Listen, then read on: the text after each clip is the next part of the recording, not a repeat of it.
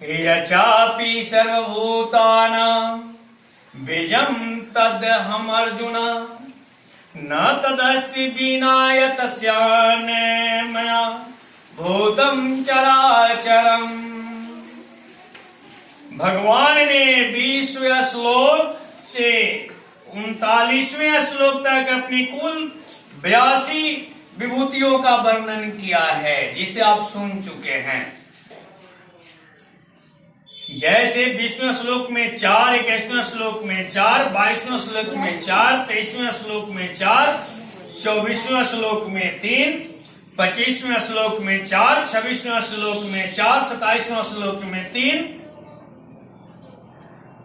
28वें श्लोक में 4, 29वें श्लोक में 4, 30वें श्लोक में 4, 31वें श्लोक में 4, 32वें श्लोक में 5, 33वें श्लोक में 4, 34वें श्लोक में 9, 35वें श्लोक में 4,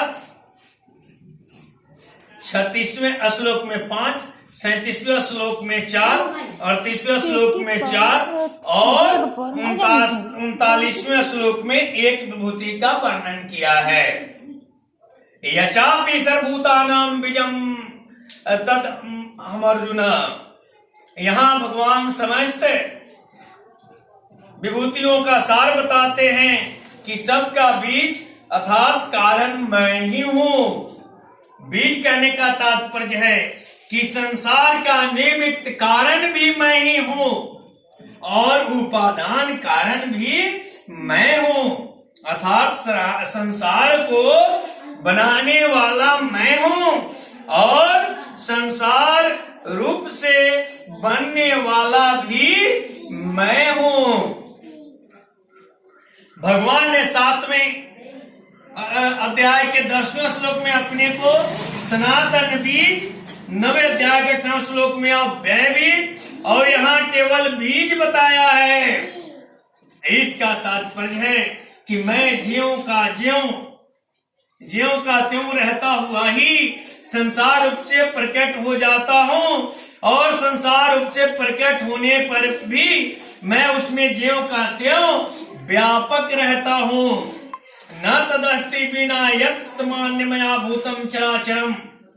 संसार में जड़ चेतन स्थावरम जंगम चर अचर आदि जो कुछ भी देखने में आता है वह सब मेरे बिना नहीं हो सकता, सब मेरे से ही होते हैं, अर्थात सब कुछ मैं ही मैं हूँ।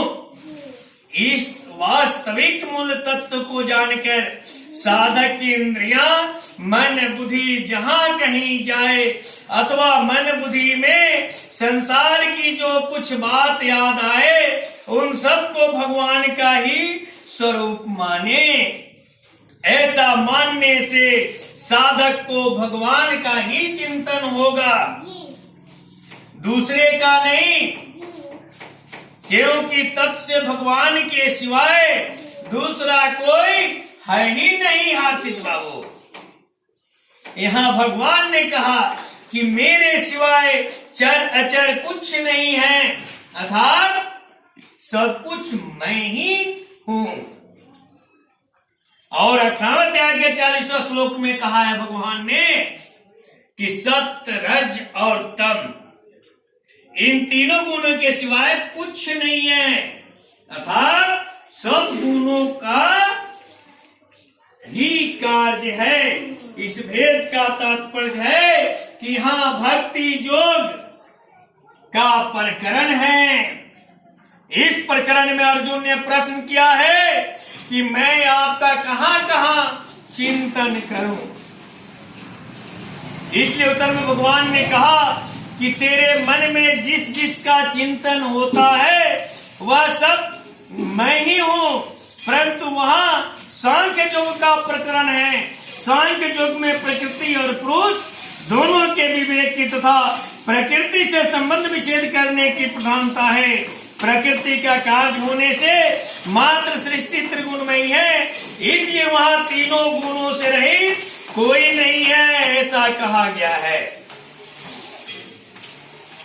भगवान ने अहमात्मा गुडाकेश से लेकर बीजम तदहम् अर्जुन तक जो 82 विभूतियां कही है उनका तात्पर्य छोटा बड़ा उत्तम मध्यम अधम बताने में नहीं है, प्रत्युत यह बताने में है कि कोई भी वस्तु व्यक्ति घटना परिस्थिति आदि सामने आए तो उसमें भगवान का चिंतन होना चाहिए।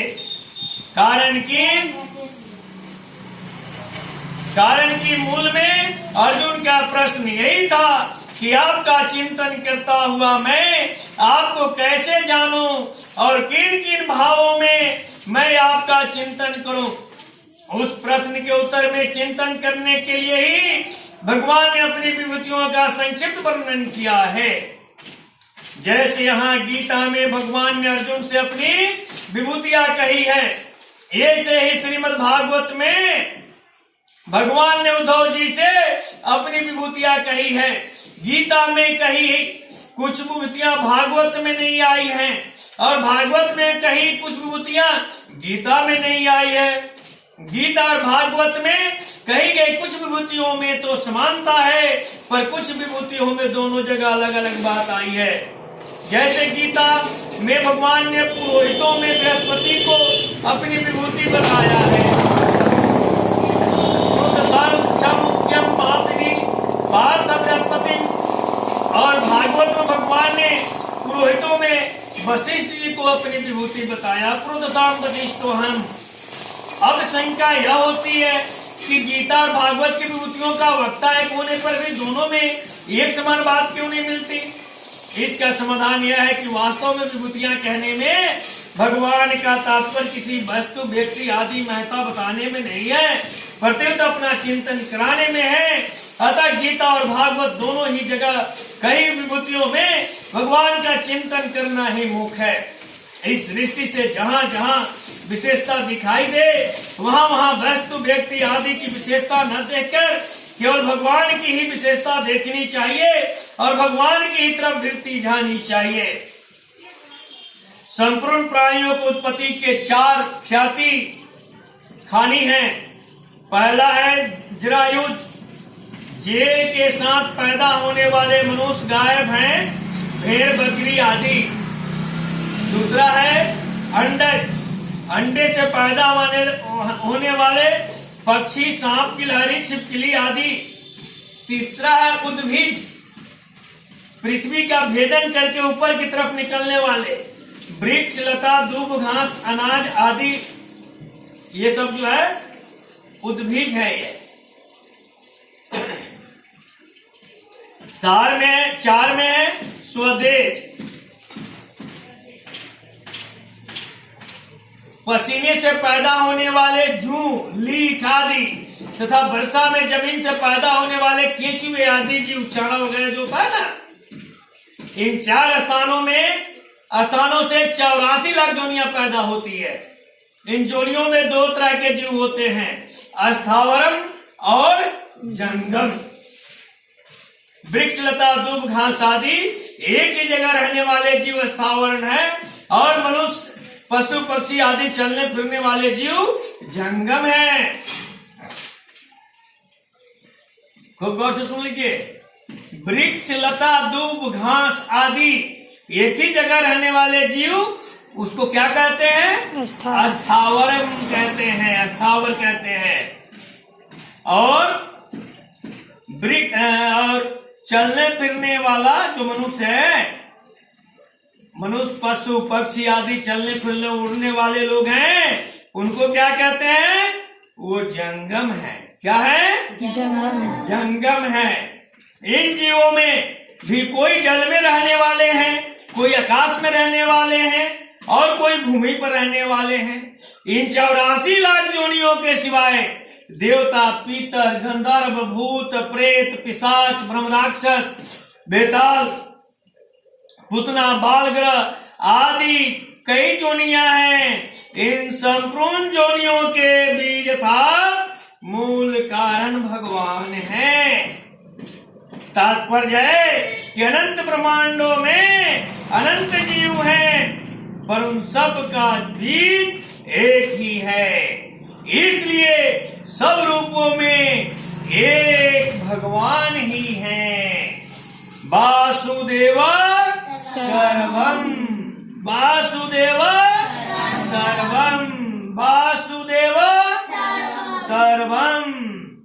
जैसे बीज से खेती होती है, ऐसे ही एक भगवान से यह संपूर्ण संसार हुआ है।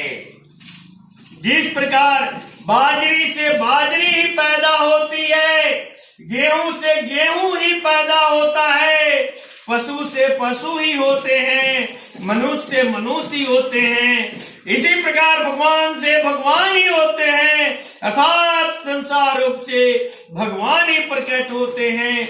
जैसे सोने से बने गहने सोना रूप ही होते हैं, लोहे से बने औजार लोहा रूप ही होते हैं, मिट्टी से बने बर्तन मिट्टी रूप ही होते हैं, रुई से बने वस्त्र रुई रूप ही होते हैं। ऐसे ही भगवान से होने वाला संसार भी भगवत स्वरूप का ही है। लौकिक बीज से तो एक ही प्रकार की खेती पैदा होती है। जैसे गेहूं के बीज से गेहूं ही पैदा होता है, ऐसा नहीं होता कि एक बीज से गेहूं भी पैदा हो जाए, बाजरी भी पैदा हो जाए, मोठ भी पैदा हो जाए, मूंग भी पैदा हो जाए।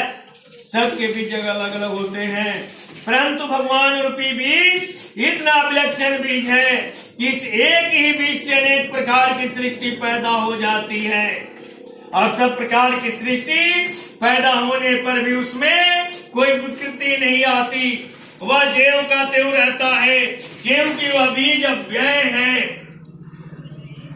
और सनातन है। बोलिए प्रेम से